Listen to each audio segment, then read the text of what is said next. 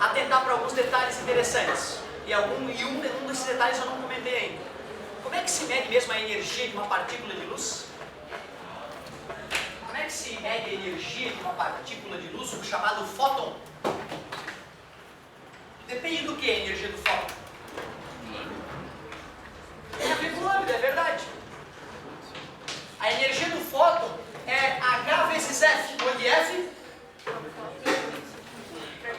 Frequência. Quanto maior a frequência, maior a energia, já que o H é uma constante, chamada constante de Planck. Então, às vezes, o vestibular vem com umas piadinhas de mau gosto, assim, ó. Qual fóton é mais energético, o fóton azul ou o fóton anil? Qual fóton é mais energético, o fóton azul ou o fóton anil? Parabéns, é só lembrar da sequência das coisas do arco-íris. Tu vê que babaquice, né? Eu ficava puto quando eu lembrava que eles podiam me pegar nesse tipo de coisa. Eu só decorei no terceirão, cara, a sequência das coisas, porque eu vi que eles poderiam me cobrar esse tipo de coisa. Começa com vermelho, depois do infravermelho, aumenta a frequência vermelho, alaranjado, amarelo, verde, azul e anil. Então, realmente, do azul para o anil a frequência aumentou, a energia do fóton aumentou. Não se esqueçam, hein? Quais radiações começam a ficar mais perigosas mesmo? Isso, do ultravioleta em diante, a frequência aumentando ali, né? As radiações são chamadas ioni. O que é uma radiação ser ionizante mesmo? Ionizante. Gera íon. É isso aí. Como é que uma radiação vai bater num átomo e gerar um íon? O que é um íon? Ou tira um elétron para ficar cátion, ou ganha um elétron para ficar ânion, não é? Um átomo carregado. Tu imagina a energia da radiação, né? Para bater na partícula e arrancar o elétron. Certo? Efeito fotoelétrico. Beleza? Só que, se as ondas de rádio, se as micro-ondas, se o infravermelho, se a própria luz não é ionizante, então está liberado. Tu pode receber quanta radiação quiser dessas outras que é seguro. É assim? Não é bem assim, né, galera? Não é bem assim. Se tu colocar uma intensidade muito grande de algum tipo de radiação, mesmo ela não sendo ionizante, só com o aquecimento produzido por ela, tu pode fritar. Outra, muitas ondas de rádio, muita potência imensa de ondas de rádio em cima de uma pessoa, pode perturbar sim o sistema elétrico dela, o sistema nervoso. Então não quer dizer que por não ser ionizante pode comer aquele negócio. Não é bem assim. Tem que tomar cuidado. Agora um comentário que eu não fiz que é importante falar. Você já deve ter percebido uma grande distinção entre ondas AM e FM, né? Uma distinção grande entre ondas AM e FM. O que tu percebe quando por acaso tu bota numa rádio AM, se é que tu fez isso já alguma vez? O que acontece com a qualidade do som? Melhor ou pior?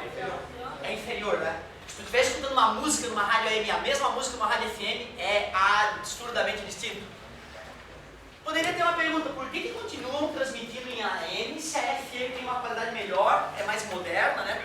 Por quê? Tem um motivo muito importante e que me marcou muito. Quando eu era guri, um amigo meu achou lá na casa dos pais dele um rádio amador empoeirado lá. E a gente era metido a mexer nas coisas, então a gente limpou o negócio, ele colocou uma antena lá e começamos a escutar vozes vindo do aparelhinho. E se comunicar com uma criatura ou outra lá. E alguns falavam espanhol, e tinha umas línguas mais estranhas saindo daquele negócio, cara. Eu não me conformava. Como é que pode um aparelho tão idiota engatado na tomada com uma antena tosca, que era um fio que a gente engatou lá, como é que podia a gente se comunicar com outras pessoas? E aí, quando a gente investiu numa anteninha lá e ficou com uma antena melhor, meu Deus, falava, eu escutava inglês saindo daquela porcaria. Que são umas línguas lá que a gente não fazia ideia do que era. Interessante. Fala, meu querido. Então, olha só. Que história é essa da AM/FM? Para a gente entender um pouquinho melhor, o nome não tem a ver ainda com o que eu vou dizer. AM significa amplitude modulada. Ou seja, tu vai comparando a amplitude da onda que chega. Quando a amplitude muda, chegou algo diferente, chegou uma informação. Já FM é frequência modulada. Tu não fica acompanhando a amplitude, tu fica acompanhando a frequência. Quando a frequência padrão muda, chegou alguma informação. Ou seja, na verdade, quando a tua rádio lá é 100 MHz, 100 MHz é a frequência básica dela, ela dá uma osciladinha para mais ou para menos para transmitir informação. Isso significa que a rádio AM já que eu vou comparar a amplitude e transmitir informação através disso, eu vou passar muito menos informação com o passar do tempo do que com a frequência, até porque a frequência da rádio FM, você deve ter percebido, é muito maior do que da rádio AM. A FM é megahertz que mede, não é? A AM é kilohertz, é 1000, a unidade, né, foi convertida para 1000 vezes menos, beleza? Ou seja, por que a qualidade fica pior da AM? Porque ela passa menos informação com o passar do tempo. Por que mesmo? Porque depende da amplitude. Enquanto a FM, F de frequência. A frequência sendo alta, eu consigo passar mais. E depois da onda de rádio FM, vem a micro-onda. A frequência ainda maior. Aí eu citei, né, que satélite tem usado agora micro-onda, porque com a frequência maior, passa ainda mais informação. Mas então por que usa AM, caramba? Já que passa menos informação com aquela voz da cara rachada lá. O segredo, cara, é a nossa atmosfera. A atmosfera terrestre é mais complexa do que a gente imagina. Ela é uma mistura de gases, né, que devido à diferença de densidade, muda a composição gasosa de uma altura para outra. Além disso, tem ventos solares, partículas carregadas de alta energia vinda do Sol, que ao atingir a Terra, ionizam parte da atmosfera, a ionosfera. Tudo bem? Ou seja, tem camadas que são carregadas na atmosfera. Quando a gente joga uma onda de rádio AM para a atmosfera, cara, a atmosfera funciona como um espelho, a parte alta da atmosfera. A luz bate lá e reflete, bate no chão e reflete, bate na ionosfera e, pasmem, pode dar a volta ao mundo. A rádio AM, tu pode pegar uma rádio japonesa, cara.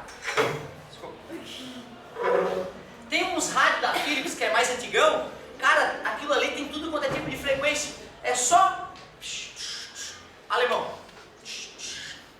japonês. Basta que não tenha uma tempestade eletromagnética daqui até na direção, né? Daqui até a antena transmissora.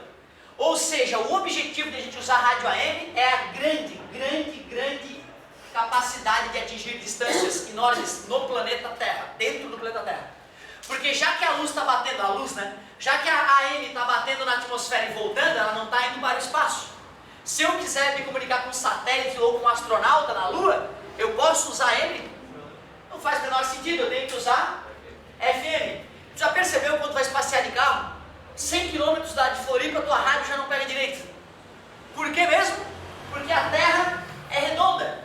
E aí a tua antena transmissora lá emitiu as ondas, a partir de uma certa distância, né, a galera que estiver aqui já não vai conseguir captar a radiação.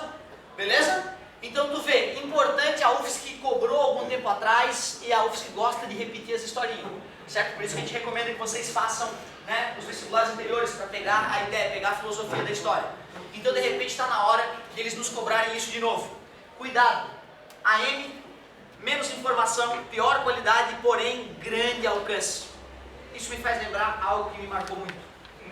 Se hoje eu sou cético do jeito que eu sou, eu devo ao Fantástico. Sim, eu quando era novinho eu adorava o Fantástico. E pior, eu acreditava no que eles falavam. O mais incrível, eu acreditava, criança acredita em tudo. E eu olhava e falava, ficava encantado. Eu jamais vou me esquecer as coisas incríveis que eles me apresentaram. Thomas Green Morton, o homem do Ra, o paranormal brasileiro. Os caras faziam propaganda do cara, bicho, te juro. E eu acreditava. Porra, a paranormalidade existe o poder da mente. Aquilo me encantou. E logo depois começaram a falar com o morto. O Fantástico me apareceu, gente gravando morto. Cara, os espíritos existem. Fiquei iluminado. Porra, vou me dedicar um pouco mais ao mundo espiritual agora que foi confirmado a isso. Só que tu sabe que além de crianças e pessoas inocentes que existem fantásticos, tem cientistas e pessoas sérias. De repente elas não ficam o tempo inteiro lá, mas elas dão uma zapiada lá e eu, meu Deus, não acredito. Não, aí se o cara tem nome de repente, né, ele já pega o telefone e liga pra Globo na hora. O que é isso que vocês estão me apresentando? Pelo amor de Deus, não, eu vou marcar uma entrevista, quero dar uma entrevista sobre isso. Sim, quero dar uma entrevista. Aí vai gente, né, honesta, gente com gabarito, com documento confirmando que é uma pessoa de grande moral ilibada, e aí rebenta esses bandidos que estão nos enganando. Aí o homem do Ra começou, né, sumiu do mundo, começou a ameaçar de prisão no Uruguai, tal, que bandido, né, eu acho também que tem que ser o ideal é afastar da sociedade, esse tipo de bandido que rouba o dinheiro de pessoas inocentes. E os mortos? Chamaram os físicos da USP para detectar, para ver, porra, é uma coisa séria, o mundo vai ficar iluminado quando a gente conseguir detectar os mortos, né, cara? eu vou começar a estudar melhor a história. E aí, cara, o morto, como é que detecta a voz de morto? Pega uma antena, bota aí e fica captando o ruído do Big Ben, né? E aí tu bota um cara muito crédulo para escutar e ele escuta. E ele, viu? O morto falava, Lúcifer, dor, gemidos, assim. E aí chamaram os físicos da USP para analisar. Quando foram analisar, viram que tinha uma frequência da onda eletromagnética captada. Afinal é onda de rádio, não é voz de pessoa, né? Certo? E aí tu vai lá numa organização mundial e vê qual é a frequência usada por quem. E coincidiu com uma rádio alemã, a frequência do morto. A frequência do morto era da rádio alemã. Aí foram lá, pegaram na mesma data, né? Pegaram lá qual era a transmissão original da rádio alemã. E tu vê, cara, o médium brasileiro traduziu a gemida em alemão do cara para o português. Aí apareceu Lúcifer, dor, coincidência, né? Porque ele estava vendo espírito, o cara falou em Lúcifer, em dor e tal, quente. E na verdade era um cara dando uma transmissão nada a ver com a vida em alemão, cara. Aí, cara, eu comecei a ficar cético. Comecei a não acreditar mais nessas coisas. Isso me fez muito bem, porque eu encontrei muitas pessoas ao longo da minha vida querendo me roubar, querendo me fazer acreditar em história da carochinha, desde a historinha do bilhete premiado, certo? A todo tipo de cretinice. Então tu tem que tomar muito cuidado. Eu recomendo que tu acredite em pessoas honestas, que tu acredite na ciência, que tu acredite no que foi confirmado por um monte de gente, e aquilo que ainda não foi confirmado, tu fica com os dois pés atrás. É possível, não sei. Porque, cara, a credulidade arrebenta muita gente hoje em dia. Toma cuidado, cara, com o que tu vai enfrentar na vida adulta, certo? Toda hora vai tentar ser roubado. Desde empresas que mandam cartinha de cobrança, que não são as empresas, tu sabe, né? Hoje chegam as cobranças na tua casa com o nome de uma empresa e nem é aquela empresa. Tu vai pagar, é outra empresa, a empresa bandida que está só querendo roubar o dinheiro, certo? Então tu tem que ser absolutamente desconfiado. Então tu vê, né, cara, às vezes tu vê um programinha lá de quinta categoria, mas se tu acompanha o desenrolar da história, né, tu acaba crescendo junto com os sustos que a gente vai tomando aí. Pessoal, diferença entre a AM e a FM, alcance. Por quê? Reflexão na alta atmosfera. Quer falar com alguém fora da Terra? Esquece FM. Usa outro tipo de radiação, certo? Depois que a gente fez esse comentário... Falei errado. FM, ela é transparente a atmosfera. Vaza para o espaço. Se eu quiser falar com alguém fora da Terra, é FM. Se eu quiser me comunicar em grandes distâncias no interior da Terra, tem que ser AM, não tem jeito. Beleza? Porque a FM passa e vaza para o espaço. Beleza? Show de bola. Eu não resisto a fazer um comentário. A colega me perguntou uma coisa bem interessante. Nos filmes de ficção científica, é muito comum a gente falar em viagem no tempo.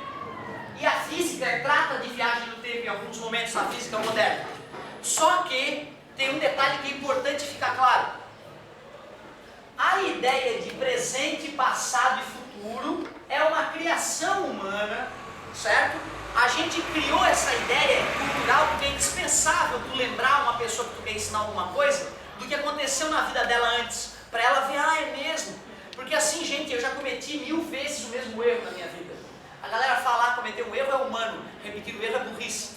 Para com isso. O cara, para virar adulto, ele cai no mesmo erro 10.000 vezes, depois ele chora de raiva, de novo eu não quero mais errar. Aí ele cresce um pouquinho e talvez a chance de ele errar de novo diminua.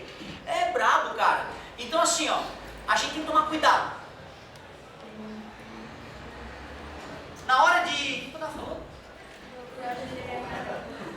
Mas antes, a viagem no tempo.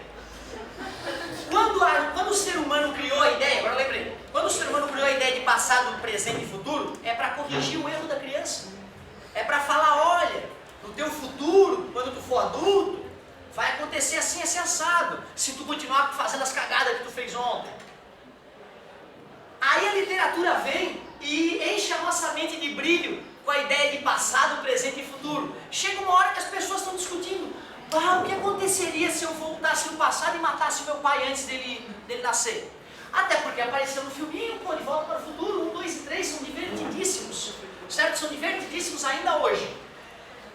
Isso é uma criação humana. Que história é essa? Tu tá me dizendo que tem um Otávio com um delay no tempo, dando as merdas de aula que ele já deu? Não! Me prova!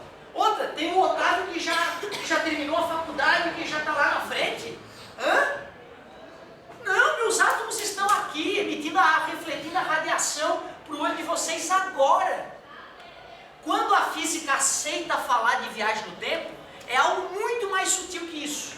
É o fato de nós termos descoberto que a passagem do tempo, que para a maioria de vocês é algo filosófico e imutável, como se Deus tivesse um relógio imutável, medindo o tempo do universo, o Einstein percebeu que não é bem assim. Até pode ser, pode até existir esse tempo filosófico de qual a maioria das pessoas pensa, mas um relógio ou uma célula, quando tu pega esse objeto e começa a mudar a velocidade com que ele se desloca em relação a essas pessoas, muda a passagem do tempo nele e a célula envelhece mais rápido ou mais devagar, dependendo de como ela está se mexendo.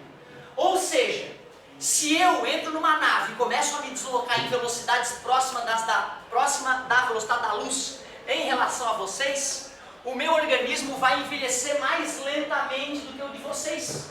Se eu ficar viajando alguns poucos segundos na velocidade da luz, aqui vai ter passado vários anos. Quando eu retornar dessa minha viagem quase instantânea, do meu ponto de vista, só porque eu não envelheci, eu vou chegar e vou me deparar com a minha realidade anos na frente. Mas não quer dizer que eu vou me ver aqui dando aula, porque eu fui viajar, não envelheci durante a viagem e vocês envelheceram. Quando eu voltei, eu vou ter a sensação de ter viajado para o meu futuro.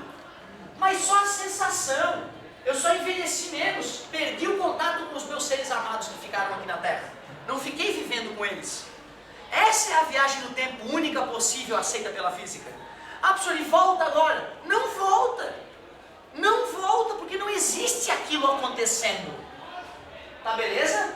Cuidado, tá, gente? Cuidado ao discutir viagem no tempo. A viagem no tempo obrigatoriamente pressupõe que existem vários momentos ocorrendo, antes e depois. Mas, professor, eu vi na TV que se tiver civilização na constelação tal, eles vão estar vendo a Terra milhares de anos atrás. Cara, ele vai captar as ondas de rádio do Jornal Nacional de 1980 e poucos. Mas não quer dizer que vai ser o Cid Moreira lá. Não, tá beleza, cara? Então assim, eu vou captar a radiação do programa que o Cid Moreira gravou. Não quer dizer que o Cid Moreira esteja chegando lá agora. Tá beleza? Já foi, já passou, certo? Então tem que tomar cuidado com isso, tá? É cativante a ideia do filme da viagem no tempo, é muito cativante. Mas vamos deixar para a literatura. A nossa viagem no tempo é tu saber que quanto mais rápido tu tá, mais lentamente o tempo passa para ti. E se tu atingisse a velocidade da luz, se fosse possível, o tempo teoricamente pararia de passar. Ah, professor, então se eu ultrapassar a velocidade da luz, eu volto no tempo? Sim, tem físico que fala isso. Mas ele fala isso olhando só para a matemática que ele está na conta dele. E vocês sabem que a matemática às vezes falha, né, dependendo da situação. Ou seja, tu na matemática pode até achar que o tempo vai voltar. Mas para o tempo voltar, tu tem que, de alguma forma, me mostrar, né, que existe essa situação de continuidade ao longo do tempo. O que, do meu ponto de vista, filosoficamente é inaceitável. Ótimo, é isso aí, ótimo. Vou passar o conteúdo da prova, eu não sei o que vai acontecer nas nossas vidas, nas próximas aulas. Isso, ótimo, ótimo. Eu ia passar na última aula que eu uso como trunfo, né? Vai que a galera dá uma pirada, a gente acaba segurando o conteúdo.